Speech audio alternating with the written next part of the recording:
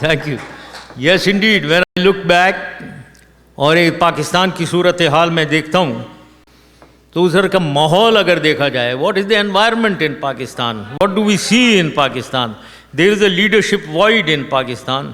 There is mass demoralization in Pakistan. Despondency in Pakistan. ایک مایوسی چھائی ہوئی ہے پاکستان میں. لوگ پاکستان کو چھوڑ کر جانا چاہ رہے ہیں. اس مایوسی میں, اس ڈسپونڈنسی میں لیک آف لیڈرشپ جب ہو, لیڈرشپ وائڈ بھی ہو, میرے خیال میں یہ بالکل صحیح موقع ہے کہ پاکستانی قوم کو ایک آلٹرنیٹیو دکھایا جائے. I call it the third alternative other than People's Party, PPMLN. Let us create another alternative in Pakistan which the people of Pakistan and the international community sees as a viable option, not only to save Pakistan but to move it forward in the International Committee of Nations.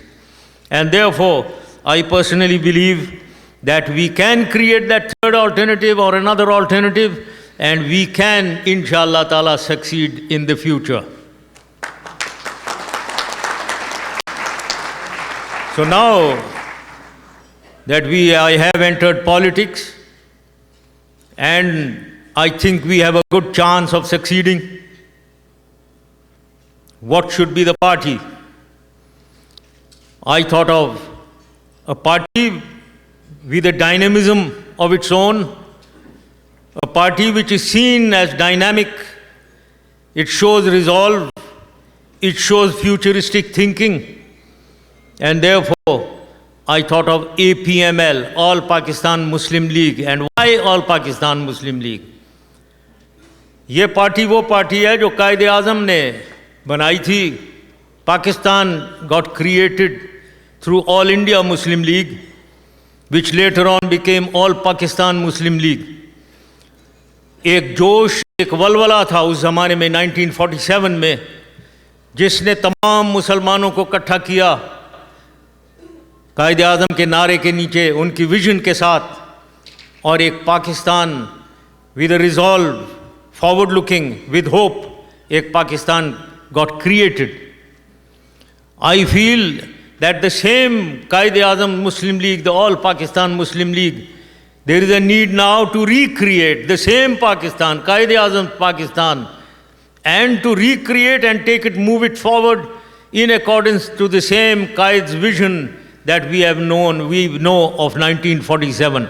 That is the requirement of the vision. وہی جوش, وہی ولولہ چاہیے جو 1947 میں تھا.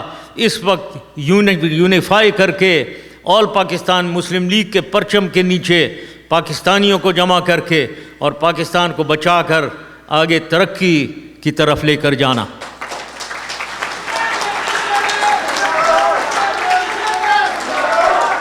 تو اس کے بعد ہم نے سوچا what is the flag of All Pakistan Muslim League, and we came to the conclusion that we should adopt the Muslim League flag, which is the green star and crescent minus the white of Pakistan flag, which represents the minorities. But we believe in the equal rights of minorities. Therefore, we thought we will write Sabse Pehle Pakistan. Thank you. Thank you. Thank you very much. Thank you very much. یہ پھر ہم نے the same سب سے پہلے Pakistan, this is my slogan since many years, Pakistan first, اور وہ ہم نے we've written in white because it will represent the minorities of Pakistan. And I totally agree with what Dr. Naseem Ashraf said, that in accordance with the vision of Qaid Azam, Pakistan shall not believe or differentiate between any religion, color, creed or caste. We will all be equal in Pakistan. And this Sabse Pehle Pakistan, written in white, representing the minorities, depicts Qaid Azam's vision, which we shall inshallah follow. So this is the flag of All Pakistan Muslim League. Then we thought of the symbol for the All Pakistan Muslim League. And I thought the symbol should be dynamic, symbol should be powerful. And therefore we thought of, after a lot of thinking, we thought of Shaheen.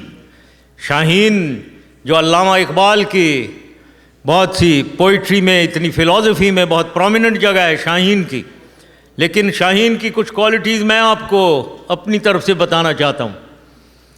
Shaheen वो है जो सबसे ऊंची उड़ान करता है, सबसे ऊंची उड़ान करता है। शाहीन वो है जो किसी फ्लॉक में नहीं उड़ता है, अकेला उड़ता है, showing it's confidence in itself.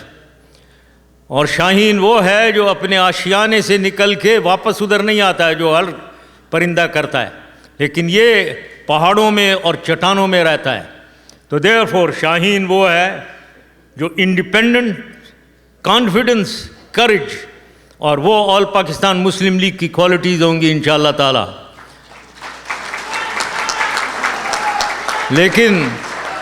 लेकिन उससे ज़्यादा शाहीन की एक और क्वालिटी है जो सबसे ऊंची है, वो ये कि वो किसी और का मारा हुआ शिकार नहीं खाता है, वो अपना मारा हुआ शिकार खाता है। Thank you. तो इसलिए मैं कहूँगा कि ये शाहीन, ऑल पाकिस्तान मुस्लिम लीग भी शाहीन की तरह हराम का नहीं खाएगी, हलाल का खाएगी इंशाअल्लाह।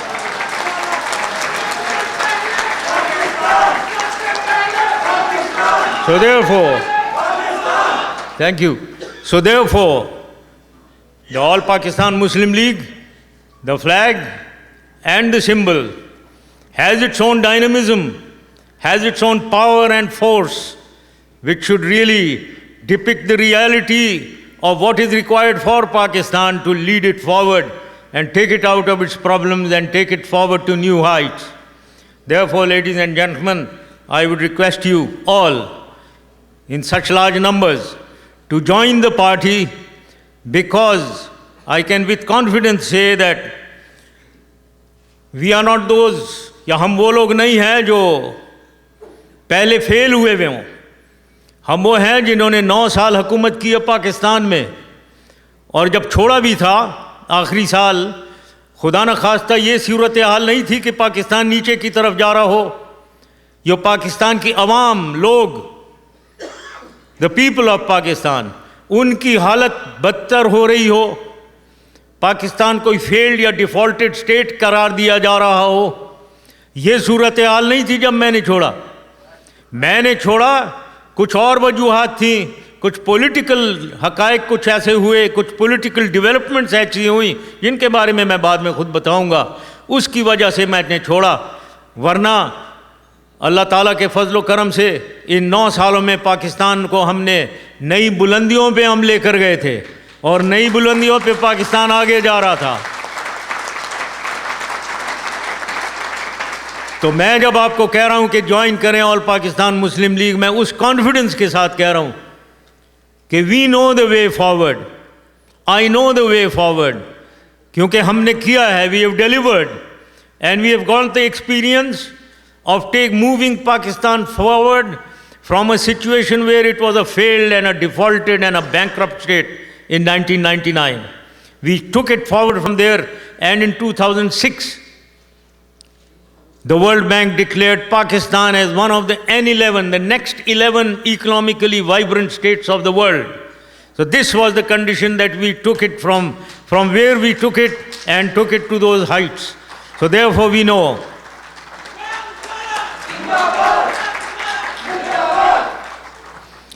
हम उनमें से नहीं हैं जो 2 दफ़ा फेल हुए हैं।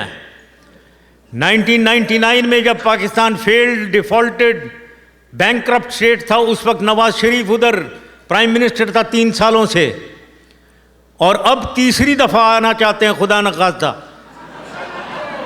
पाकिस्तान का बेड़ा गर्क करने के लिए। ये तो उनका रिकॉर्ड ये है। और मुझे बड़ा अफसोस होता है जब बाहर कोई 20 आदमी या 25 आदमी खड़े हुए नारे लगा रहे होते हैं, और यहाँ ये नहीं देख रहे हैं ये कि यहाँ ये 800 आदमी बैठे हुए हैं, उधर 20 आदमी खड़े होकर। मैं लंदन में, मैं वहाँ था, मैनचेस्टर में मैं बात कर रहा था, वहाँ कोई 4000 लोग थे, ادھر بھی باہر 20-25 نواز شریف کے لوگ کھڑے ہوئے تھے، اور میں نے ادھر کہا کہ یہاں بڑے لا اینڈ آرڈر بڑا اچھا ہے، انگلینڈ وغیرہ میں پاکستان ہوتا تو میں ان کو 4,000 جو لوگ بیٹھے میں کہتے جاؤ ان کو چھتر لگاؤ باہر جا کر، کیا 20 آدمی کھڑے ہیں. فرینکلی مطلب یہ میں آپ کو ایک بڑی لائٹ ماحول میں بات کر رہا ہوں. اگر مجھے موقع ملے میں خود اکیلا جا کر ان کو چتر لگا سکتا ہوں ویسے.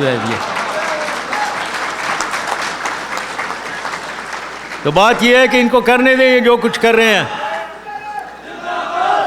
پاکستان جب سے میں نے لانچ کیا یہ آل پاکستان مسلم لیگ 1 اکتوبر کو، ایک پریشانی، ایک بوکھلاہٹ پھیل گئی ہر طرف یہ اپوزیشن میں، خاص طور پہ نواز شریف PMLN پہ.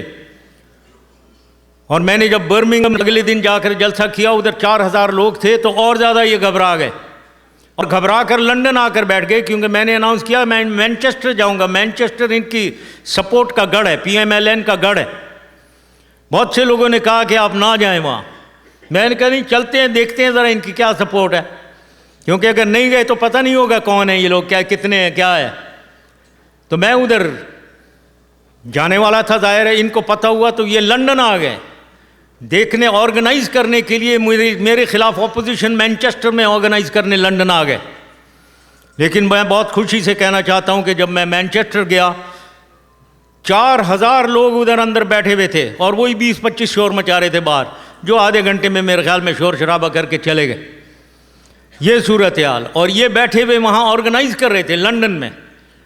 مجھے پتہ نہیں ہے کس سے مل رہے تھے، لیکن مجھے یہ پتہ ہے کہ یہ پریس کانفرنس انہوں نے کی، اور وہ پریس کانفرنس مجھے یہ بھی پتہ ہے کہ یہ مرچ مسالہ ریسٹورانٹ میں انہوں نے کی ہے، یہ بھی مجھے معلوم ہے. اب یہ مجھے نہیں پتا کہ یہ مرچ مسالہ ریسٹورانٹ میں وائے کھانے گئے تھے یا پریس کانفرنس کر رہے تھے، لیکن ادھر کی. لیکن اس کا نتیجہ جو کوئی خاص نہیں نکلا. وہاں لوگ وہی تھے 4,000 لوگ، اور ان کے 20-25 لوگ باہر کھڑے ہوئے تھے. اب یہ بھی کہتے ہیں کہ میرے بارے میں کہتے ہیں کہ مجھے ٹرائی کرنا چاہتے ہیں، جب میں واپس جاؤں گا تو میری ٹرائل ہونی چاہیے. پہلی چیز تو یہ ہے کہ میں اللہ تعالیٰ سے صرف ڈرتا ہوں اور کسی سے نہیں ڈرتا ہوں، اور کوئی ٹرائل کوئی نہیں ہے.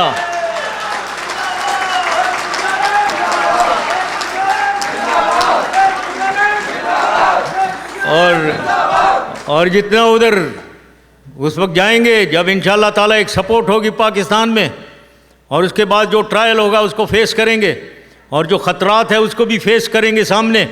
پھر اللہ تعالیٰ پہ چھوڑتے ہیں سب کچھ. آج تک اللہ تعالیٰ نے بہت کچھ نوازا ہے ہمیں. بہت لوگ بہت کچھ کہتے ہیں میرے بارے میں، لیکن اللہ تعالیٰ کی مرضی رہی ہے کہ میرے سپورٹ میں مجھے ہمیشہ بہترین رزلٹس ملے ہیں مجھے، اور مجھے ہمیشہ پروٹیکشن لی ہے.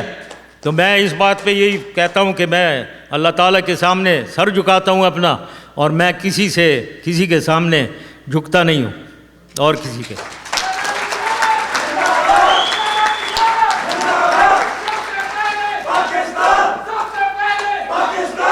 اب میں، کیونکہ مجھے معلوم ہے کہ بہت لوگ سننا بھی چاہتے ہیں یہ لال مسجد، یہ بک تھی، یہ NRO کیا چیز ہوئی ہے، کیوں ہوئی ہے، اس کو میں as brief as possible I would like to explain these 3 elements. پہلی چیز تو لال مسجد. اب لال مسجد کے اوپر سچویشن کیا تھی، یہ اتنی زیادہ اس کے اوپر جھوٹ اور فریب نکالا گیا ہے، اور صورتحال کچھ یہ ہو گئی ہے جو اس وقت کے ہیرو تھے جنہوں نے ایکشن کیا، جو اپنے جان اپنی ہتھیلی پہ لے کر جن لوگوں نے ایکشن کیا ہے، جو کمانڈوز تھے وہاں گئے ہیں، اور ان کمانڈوز کا میں کرنل ان چیف ہوں کیونکہ میں سال ان کے ساتھ رہا ہوں، اور ان میں سے 14-15 لوگ شہید ہوئے ہیں. وہ ان کو بلایا گیا ہے، اور وہ جو ادھر ٹیررزم کر رہے تھے ان کو آگے لایا جاتا ہے، اور وہ دندناتے ہوئے پھر رہے ہیں.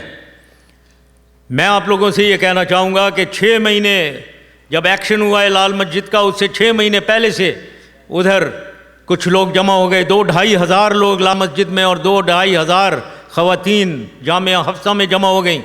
ان کے پاس اسلحہ تھے، weapons explosives, suicide bombs, suicide jackets, Molotov cocktails इन्होंने बनाई हुई थी to put fire to places. और उसके अंदर बैठ कर ना हो, कभी उन्होंने चाइनीज़ को पकड़ कर उधर ले गए, उन्हें मारा, 4 पुलिसमैन मार दिया जान से. Now I would like to ask you कि ये किस किस्म की एक state with in a state, जहाँ दारुल खिलाफा में Islamabad, the capital of Pakistan, the heart of Pakistan, and in the center of this Lal Masjid, just about 1 kilometer from the diplomatic enclave, where the diplomats' families started quitting. What an insult, what an humiliation for the government of Pakistan, or the state of Pakistan. ऐसे मुल्कों को लोग जहाँ हुकूमत अपनी writ ना कर सके कायम, उनको बनाना रिपब्लिक कहा जाता है.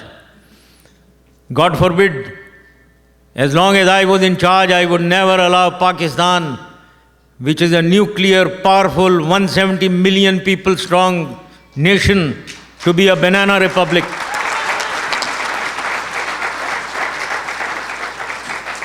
And therefore we had to act. The government of Pakistan had to act. But before acting, we delayed it for about 6 months. क्यों? क्योंकि हम कैजुअल्टीज बचाना चाह रहे थे. वरना एक्शन पहले दिन हो सकता था, लेकिन उधर हज़ारों लोग मारे जाते, औरतें भी और बच्चे भी. लेकिन हम उनको बचाना चाह रहे थे, इसलिए मैंने उधर तमाम लोगों को, काउंसिल ऑफ इस्लामिक आइडियोलॉजी के ग्रुप को भेजा, उधर वफाकुल मदारिस के लोगों को उधर भेजा, ताकि रिलीजियस पॉइंट ऑफ व्यू से इन लोगों को समझाया जाए.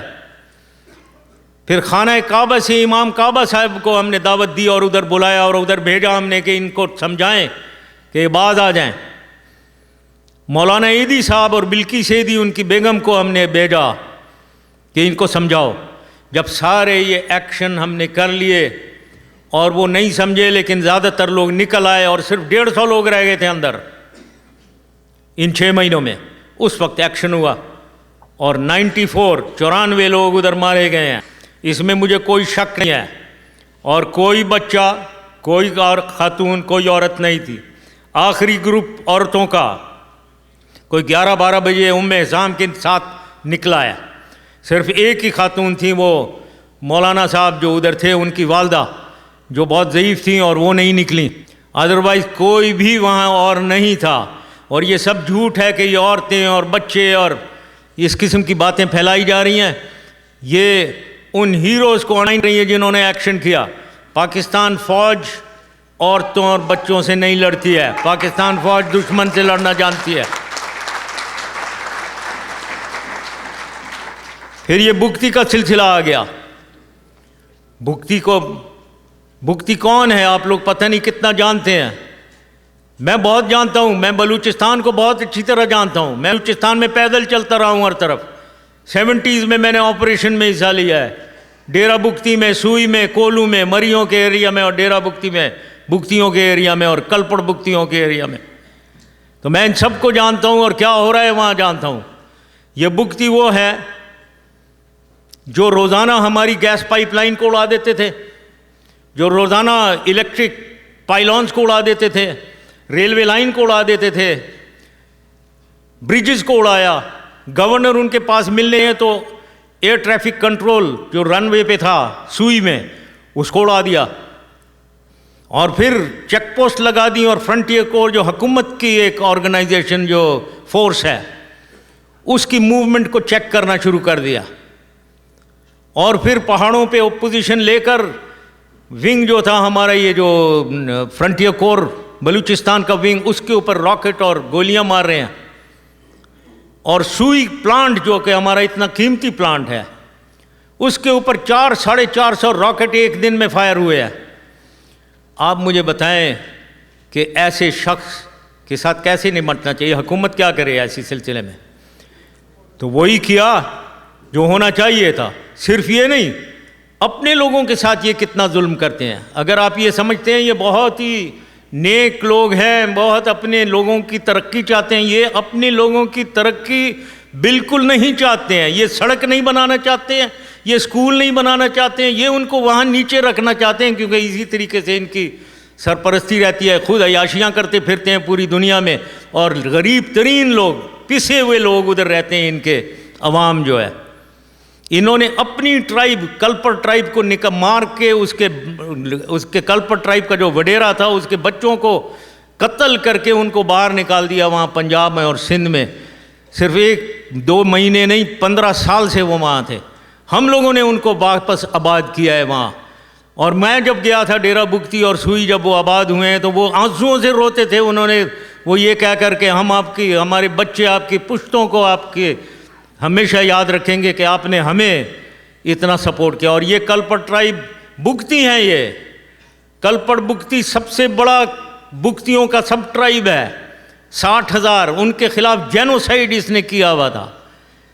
تو یہ سمجھتے ہیں یہ پاپولر ہے وہاں, یہ پاپولر نہیں ہے, مجھے معلوم ہے. یہ اپنے ہی لوگوں پہ انہوں نے ظلم کیا ہوا تھا. تو یہ صورتحال وہاں کی ہے بگٹی کی.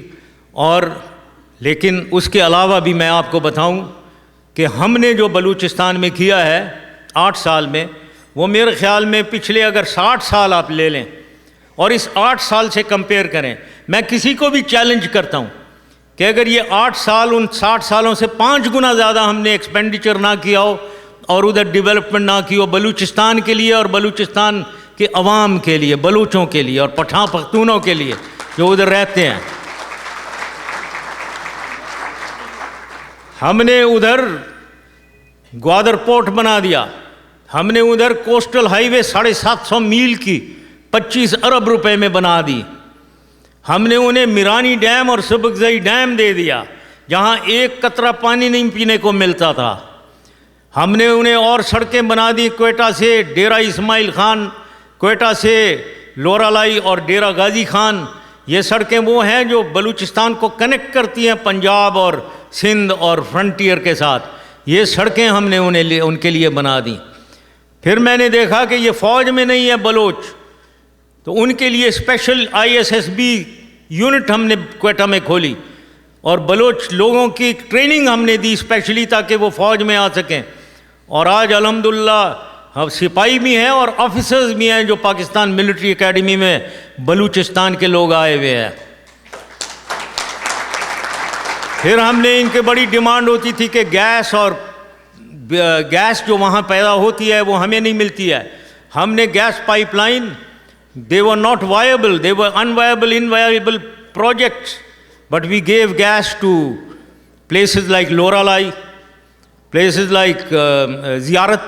ان جگہوں میں ہم نے گیس لے کر گئے, ہم نے گیس پہنچا دی ادھر. تو tremendous amount of development, 10-10 crore روپیہ ہر ڈسٹرکٹ کو دیا کہ آپ جو مرضی ڈیولپمنٹ کریں اپنے ڈسٹرکٹ کے اندر. This was the development that we did for Balochistan, and I know that the people of Balochistan remember that always. So therefore یہ نہیں ہے کہ بگٹی صاحب کو کیوں مارا گیا, وہ مارے گئے ہیں کیونکہ انہوں نے خود ہی ایک خانہ جنگی ادھر کی فرنٹیئر کور کے خلاف, اور اس ایکشن میں وہ مارے گئے. اور اس کو کوئی ایسی نہیں ہے کہ میں نے کیا یا کس نے کیا, وہ ایک ایکشن, جب گورنمنٹ کی رٹ چیلنج ہوئی تو گورنمنٹ نے ایکٹ کیا اور فرنٹیئر کور کے اس جھڑپ میں وہ مارے گئے. تو اس میں کوئی نہ کہ اگر میں نے کبھی وہ جو کہا تھا میں معذرت چاہتا ہوں قوم سے, پلیز ڈونٹ تھنک کہ میں نے کوئی اپولوجائز ان کے لیے کیا, یہ نہیں, میں نے بالکل نہیں کیا. یہ تو میں اگر آئندہ بھی اس قسم کا چیلنج ہوگا to the writ of the state of Pakistan, it must be crushed, it must be dealt with in a similar manner by any government in charge in Pakistan. Nobody should accept challenging the writ of the government, challenging the integrity and sovereignty and solidarity of Pakistan. Anyone who does that must be crushed.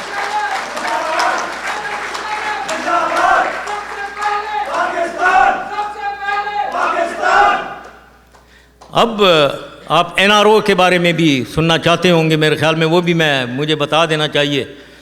یہ ایک چیز ہے جس کے لیے میں نے apologise کیا ہے. یس انڈیڈ, بیکاز میری نظر میں یہ ایک ایسا ایکشن تھا which hindsight I feel it created turbulence in the state of Pakistan, and for which I actually regret it, and I do regret. But they was ہمیشہ یہ یاد رکھیں دیر از ایک وجوہات کچھ ہوتی ہیں, کچھ انوائرمنٹ ہوتی ہے جس کی وجہ سے اس قسم کی غلطی آدمی کر لیتا ہے. اور میں ہمیشہ کہتا ہوں بے عیب صرف اللہ تعالیٰ کی ذات ہے. میں نے بہت سے ڈیسیجن لیے ہیں, کئی سو ڈیسیجن لیے اور امپورٹنٹ ڈیسیجن لیے جو صحیح ہوئے, لیکن بعض وقت when the buck stops at the leader, جب کہ اس کو درمیان میں اور اوپر کچھ نہیں ہوتا, اللہ تعالیٰ ہی ہے, تو لوگ آتے ہیں اور بہت سی آپشنز بتائے جاتے ہیں, ان میں سے ایک سلیکٹ کرنا ہوتا ہے اور اس وقت وہ بتانے والا کوئی نہیں ہوتا. Leader is all alone. That is the time when you are just alone. And sometimes جو فیصلے ہوتے ہیں, the decision may go wrong, and I do apologize for this decision being going wrong. لیکن اس سے میں یہ بھی بتانا چاہتا ہوں کیوں. کیونکہ ایک وقت تھا 2007 کے الیکشنز آ رہے تھے اور ہمارے پولیٹیکل لیڈرز چودھری شجاعت صاحب, انہوں نے کہا پیپلز پارٹی کو الگ کریں اپوزیشن سے, ورنہ ہم کہیں اگلی الیکشن میں ہار نہ جائیں. تو انہوں نے ہی مجھے اکسا کر بھیجا کہ آپ جائیں اور بے نظیر سے بات چیت کریں اور ان کو الگ اپنی طرف لیں. اس لیے میں گیا ہوں اور ان سے 2 دفعہ میں نے ملاقات کی ابو دھابی میں. اور ڈیل کیا تھی, یہاں ٹیلی ویژن پہ بہت سی ہر قسم کی باتیں میں سن رہا ہوتا ہوں, سب غلط باتیں کر رہے ہوتے ہیں. ڈیل یہ تھی, میں نے انہیں کہا کہ آپ پاکستان میں الیکشن سے پہلے نہ آئیں, اور انہوں نے اس کے بدلے میں کہا کہ مجھے یا تو وہ جو 3rd ٹرم پرائم منسٹر ہے اس کو چھوڑیں آپ, یا پھر کیسز کو ختم کریں. یہ بات ہوئی. اور میں جب واپس آیا میں نے انہی پولیٹیکل لیڈرز, اپنے ایڈوائزرز اور لیڈرز سے بات کی, تو یہی چودھری شجاعت اور پرویز الہی جو اب پتہ نہیں اور قسم کی باتیں کر رہے ہیں, انہوں نے سب سے پہلے کہا نہیں جی کیسز کو چھوڑیں آپ, وہ 3rd ٹرم نہیں دینا ہے. 3rd ٹرم دیں گے تو لوگ سمجھیں گے آپ پیپلز پارٹی کی طرف ہیں, تو ہم پھر ہار جائیں گے. تو اس لیے آپ, اور کیسز کا میں اس لیے مانا, میں پھر یہ بھی بتانا چاہتا ہوں کہ انہوں نے, سب لوگوں نے جب ڈسکشن کی, ادھر 15 لوگ بیٹھے ہوئے تھے, انہوں نے کہا کیسز 15 سال سے چل رہے ہیں, 12 سال سے پاکستان کے کورٹس میں, ایک بھی کورٹ نے ایک بھی کیس پہ فیصلہ نہیں دیا کوئی, انفارچونیٹلی. سوئس کورٹ میں بھی 12 سال سے کیس چل رہا ہے, کوئی فیصلہ نہیں. یہاں تک کہ میں نے انہیں ایک دفعہ میسج بھجوایا تھا کہ آپ تو ہمارے کورٹ سے بھی گئے گزرے ہو بھائی. تو یہ اس صورتحال میں میں مان گیا کہ واقعی میں یہ کیسز تو چل رہے ہیں. میں جج نہیں ہوں, آپ بھی جج نہیں ہیں. کرپشن کی ہو ہر آدمی کہہ رہا ہے, لیکن آپ ججمنٹ پہ نہیں بیٹھے نا, میں ججمنٹ پہ بیٹھا ہوں, ابھی ججز بیٹھیں گے. اگر وہ نہیں کہہ رہے ہیں کرپشن میں ہوئی ہے تو بس بیٹھیں, پھر کیا کیا جائے. تو یہ اس وجہ سے میں مان گیا, اور میں نے یہ NRO کا سلسلہ ہوا, اور اس کی میں ود ہائنڈ سائٹ سرٹنلی میرے خیال میں اس کے بہت برا اثر ہوا ہے پاکستان کے اوپر, جس کی میں نے پہلے کہا ہے کہ میں معذرت خواہ ہوں. اب آتے ہیں فیوچر کے بارے میں. ہمارا ہدف, our target, our objective, ladies and gentlemen, is the next elections of Pakistan. Whenever they are held, whether it is mid-term or end-term, whether 2013 or earlier, we are not here to work against the democratic system in Pakistan. We have to fit into the democratic culture and come through the democratic system, through the system of elections, and win in the next elections in Pakistan. That is our goal and objective.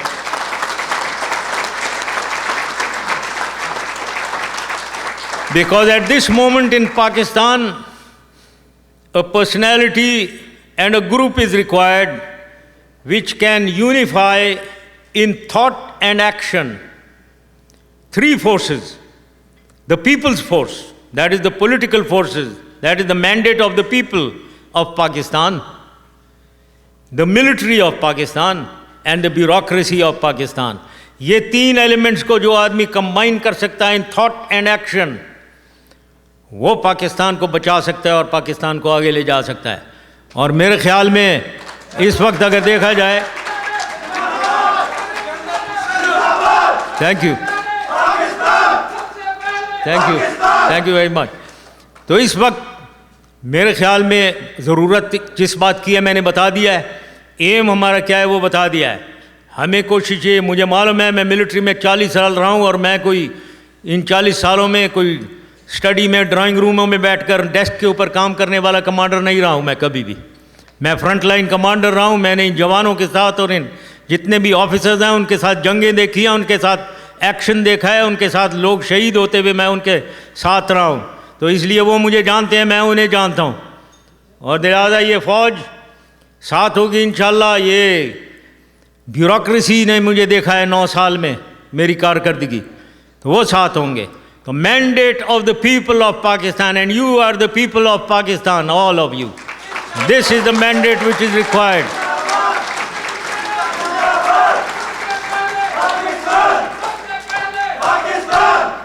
So we need to introduce a new political culture, ladies and gentlemen.